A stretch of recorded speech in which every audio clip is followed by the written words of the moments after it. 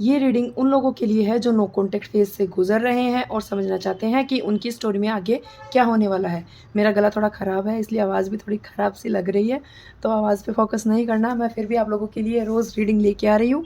तो candle wax reading मैं आज लेके आई हूँ कार्ड्स की एनर्जी के साथ भी। इसमें जो भी नंबर्स, लेटर्स मुझे दिखाई देंगे, जो भी एनर्जीज़ मुझे दिखाई देने वाली है, वो मैं आपको बताऊँगी। तो चलिए शुरू करते हैं। ये एक जेंडर स्पेसिफिक रीडिंग नहीं है, इसलिए लड़का और लड़की दोनों देख सकते हैं। जनरल रीडिंग है। सबसे रेजोनेट करे ऐसा ज़रूरी भी नहीं है। जिससे रेजोनेट करे, जितना रेजोनेट करे उतना आपको क्लेम करना है, बाकी का आपको ड्रॉप कर देना है। तो चलिए इस फ्लेम पे आपको फोकस करना है। अपने पार्टनर को याद कीजिए, उस वक्त को याद कीजिए जब आप बहुत अच्छे रिलेशनशिप में थे, आपका सब कुछ अच्छा चल रहा था। ठीक है, चलिए स्टार्ट करते हैं।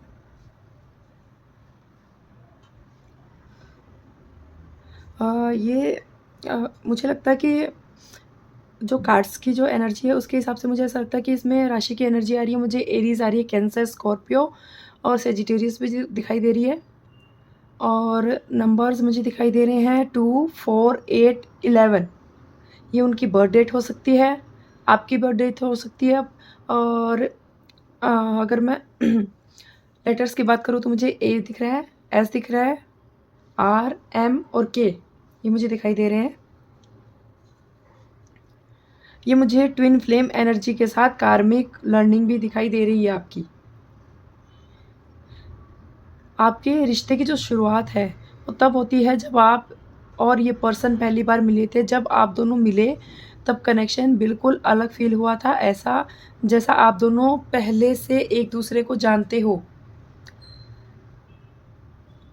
शुरुआत में रिलेशन में हैप्पीनेस, कंफर्ट और ऐसे समझिए कि एक घर जैसा फीलिंग आपको आई थी। शायद आप दोनों एक दूसरे के साथ फ्यूचर भी इमेजिन करने लगे थे, आप लोग प्लानिंग बनाने लगे थे। एक लंबी साइकिल आपने साथ में तय करने का फैसला किया था। आप दोनों एक दूसरे में बहुत ज़्यादा सेफ्टी फील करते थे, आप लोगों में ट्रस्ट भी बिल्ड हुआ, इसीलिए तो आपने इस रिश्ते में आगे बढ़ने का फैसला किया था। उसके बाद ये रिलेशन बहुत जल्दी-जल्दी आगे बढ़ता गया, आपको समझ में भी नहीं आया। मुझे एनर्जीज़ आ रही है कि आपका रिश्ता शायद 8 साल पुराना हो, 8 महीने पुराना हो या फिर 4 साल पुराना, 4 महीने पुराना, ऐसा भी मुझे एनर्जीज़ आ रही हैं। मुझे दिखाई दे रहा है कि कम्युनिकेशन बहुत ज़्यादा स्ट्रॉन्ग था, मैसेज, कॉल, मिलना, मतलब एक दूसरे के बिना आप रह ही नहीं पाते थे। सब कुछ बहुत ज़्यादा फ़ास्ट स्पीड से चल रहा था। सॉरी। शायद ऐसा फ़ील हुआ हो कि सब कुछ नेचुरली और ईज़िली हो रहा है। आप दोनों एक-दूसरे के साथ टाइम स्पेंड करना पसंद करते थे और रिलेशन में बहुत ज़्यादा आपके एक्साइटमेंट भी था। लेकिन फिर सिचुएशन में थोड़ा-सा चेंज आता हुआ मुझे दिखाई दिया। इसमें जो मुझे द मून का कार्ड है वो दिखा रहा है कि कन्फ्यूज़न और फ़ियर को वो ज़्यादा दिखाता है इस फ़ेज़ में। ये या तो आप दोनों के बीच में कुछ मिसअंडरस्टैंडिंग हुई है या किसी ने अपनी फीलिंग्स क्लियर नहीं बताई या फिर आपसे कुछ छुपाया गया है। हो सकता है किसी को ट्रस्ट करने में प्रॉब्लम हुई हो या फिर सामने वाले पर्सन ने आपका ट्रस्ट तोड़ा हो या आपने ट्रस्ट तोड़ दिया हो सामने वाले पर्सन का। पास्ट का कोई दर्द, कोई रिलेशन सामने आया हो। मून एनर्जी ये भी बोलती है कि दोनों दोनों साइड फीलिंग थी, लेकिन दोनों प्रॉपर्ली उस चीज़ को समझ नहीं पाए थे। ये दोनों पर्सन बिल्कुल अलग हो चुके थे। अ, इसी कन्फ्यूजन की वजह से नो कॉन्टैक्ट का फेज़ शुरू हुआ। इसी वक़्त ऐसा लग सकता है कि सब कुछ ख़त्म हो गया। लेकिन कार्ड्स ये बोल रहे हैं और वैक्स ये बोल रही है कि इमोशंस अभी भी ज़िंदा है, इमोशंस मरे नहीं हैं। दोनों लोग अपने इमोशंस को समझने की कोशिश कर रहे हैं। ये फेज़ थोड़ा पेनफुल हो सकता है, लेकिन ये ग्रोथ का टाइम भी होता है। ये पर्सन दिल से इमोशनल और केयरिंग है। शायद वो अपनी फीलिंग्स ईज़िली एक्सप्रेस नहीं कर पाता है, लेकिन अंदर से आपके लिए सॉफ्ट कॉर्नर रखता है। ये कार्ड दिखाता है कि ये पर्सन फ्यूचर में अपने दिल की सुन सकता है। अभी वो अपने दिमाग की सुन रहा है। हो सकता है ये पर्सन इमोशनल मैसेज या फिर कुछ क्लियर करने के लिए आपके पास आ भी सकता है। इस कनेक्शन में ट्विन फ्लेम एनर्जी स्ट्रॉन्ग है। ट्विन फ्लेम कनेक्शन में 2 लोग एक दूसरे का मिरर होते हैं। ट्विन फ्लेम एनर्जी मतलब ऐसी होती है कि जैसा आप फ़ील कर रहे हो वैसा ही सामने वाला फ़ील कर रहा है। अगर आप इस रिलेशनशिप को लेके पेन में हो, उसको बहुत ज़्यादा मिस कर रहे हो, तो सामने वाला भी कर रहा है, लेकिन वो दिखा नहीं रहा जैसे आप नहीं दिखा रहे हो। आप एक दूसरे को इमोशनल स्पिरिचुअल लेवल पर ग्रो करने में हेल्प कर रहे हो। साथ ही कार्मिक लेसन भी है जो आपको सेल्फ रिस्पेक्ट और पेशेंस सिखाने के लिए आया है। नो कॉन्टैक्ट का ये फेज़ एंड नहीं है, ये ट्रांसफॉर्मेशन का एक पार्ट है। रिलेशन का बेस स्ट्रॉन्ग था, उसकी एनर्जी भी प्रेजेंट है। और अगर मैं कार्ड्स देखो तो 8 ऑफ वांड्स फ्यूचर और सडन कम्युनिकेशन का साइन देता है। द मून बोलता है कि क्लैरिटी तब मिलेगी जब दोनों अपने फियर्स को फेस करेंगे। नाइट ऑफ कप्स होप और इमोशनल रिटर्न की एनर्जी लेके आता है। आगे चलकर ये कनेक्शन वापस आ सकता है, लेकिन तब जब आप दोनों इमोशनली स्ट्रॉन्ग और क्लियर हो जाएंगे। यूनिवर्स आपको पेशेंस और सेल्फ ग्रोथ सिखाने के लिए आया है। ये जो सिचुएशन है उसी के लिए आपकी आई है। अगर नो कॉन्टैक्ट में आपके पार्टनर की फीलिंग्स देखो तो नो कॉन्टैक्ट के दौरान ऐसा लगता है कि जैसे सामने वाला बिल्कुल नॉर्मल है, लेकिन अंदर से सिचुएशन बिल्कुल अलग है। इस एनर्जी में ये पर्सन बाहर से बिल्कुल स्ट्रॉन्ग दिखाने की कोशिश कर रहा है, लेकिन अंदर से इमोशंस कंट्रोल कर रहा है। ये पर्सन आपको याद भी करता है, लेकिन अपनी फीलिंग्स को समझाने में टाइम ले रहा है। खुद नहीं समझ पा रहा तो आपको वो क्या समझाएगा। वो बहुत ज़्यादा कन्फ्यूज़न में है। कभी कभी ये आपकी पुरानी चैट्स, फोटोज़, मेमोरीज़ याद करता है, लेकिन ईगो फियर उसको वापस स्टेप लेने से रोक रहे हैं। यह पर्सन इमोशनल है, लेकिन अपनी फीलिंग्स को ओपनली बोलने से डरता है। इस वक्त वो खुद को समझने और अपने इमोशंस को बैलेंस करने की कोशिश कर रहा है। नो कॉन्टैक्ट में आपकी जो एनर्जीज है वो मुझे दिखा रही है कि इस फेज़ में आप इमोशनली ज़्यादा अटैच्ड फील कर रहे हो। कभी कभी आप स्ट्रॉन्ग फील करते हो और कभी कभी सडनली उनकी याद आ जाती है। आपके अंदर क्लैरिटी चाहिए, आपको रिलेशन वापस आ जाए, इसकी बहुत आपको इच्छा हो रही है। ये फेज़ आपको सेल्फ लव और सेल्फ रिस्पेक्ट सिखाने के लिए आया है। यूनिवर्स आपको ये समझा रहा है कि किसी भी रिलेशन में खुद की वैल्यू समझना बहुत ज़्यादा ज़रूरी होता है।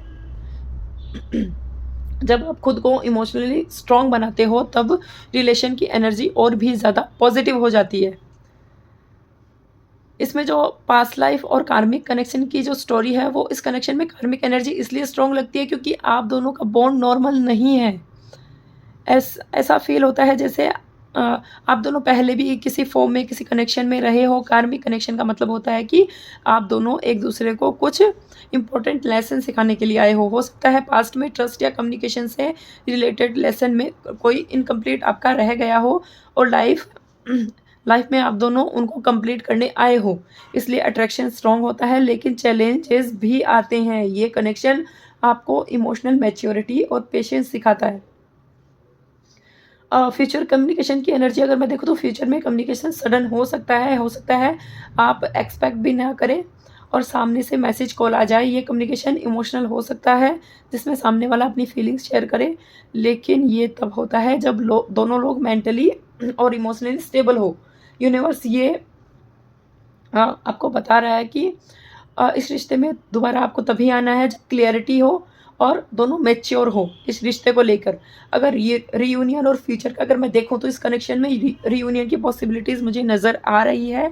दोनों लोग अपने अपने फियर्स और इनसिक्योरिटीज़ को हील कर लेते हैं, तो रिलेशनशिप में फ्यूचर मुझे दिख रहा है। कनेक्शन फिर से कन्फ्यूजन में जा सकता है अगर आप खुद क्लियर नहीं हुए या फिर सामने वाला क्लियरिटी लेकर नहीं आता है। इसलिए ये जर्नी सिर्फ रीयूनियन के लिए नहीं है, बल्कि आपकी खुद की ग्रोथ के लिए भी है। यूनिवर्स आपको पेशेंस और ट्रस्ट सिखाना चाहता है। कभी कभी डिले इसलिए होता है क्योंकि टाइमिंग परफेक्ट नहीं होता है। यूनिवर्स आपको ये समझा रहा है कि जब तक आप खुद इमोशनली स्ट्रॉन्ग नहीं बनते हैं तब तक रिलेशन स्टेबल नहीं होता है। आपको अपनी हैप्पीनेस और पीस को प्रायोरिटी देना बहुत ज़्यादा ज़रूरी है। जब आप अपनी लाइफ में बैलेंस क्रिएट करते हो तब पॉजिटिव चेंजेस ऑटोमेटिकली अट्रैक्ट होने लग जाते हैं। अगर आपके कनेक्शन में रीयूनियन होता है तो आपको कोई साइंस भी दिखाई दे सकते हैं। नो कॉन्टैक्ट के दौरान आपको बार बार उनका नाम सुनाई देना, सेम नंबर्स दिखाई देना या उनकी याद अचानक से आना, ये सब स्पिरिचुअल साइंस होते हैं। ये साइंस आपको ये बताते हैं कि कनेक्शन एनर्जेटिक लेवल पे आ चुका है, एक्टिव हो चुका है। लेकिन साइंस का मतलब ये बिल्कुल भी नहीं होता कि आप उसका वेट करें, बल्कि ये रिमाइंडर होता है कि अपनी ग्रोथ पे आपको फोकस करना है। अगर मैं वापस आने की उनकी एनर्जीज़ देखूँ तो मुझे 3 से 4 महीने में उनकी वापस आने की एनर्जीज़ मुझे दिखाई दे रही है।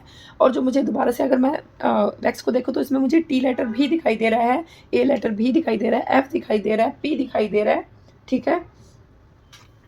ये मुझे दिखाई दिया है। अगर ये नहीं भी है तो आपको सिर्फ इस रीडिंग की एनर्जी पे फोकस करना है।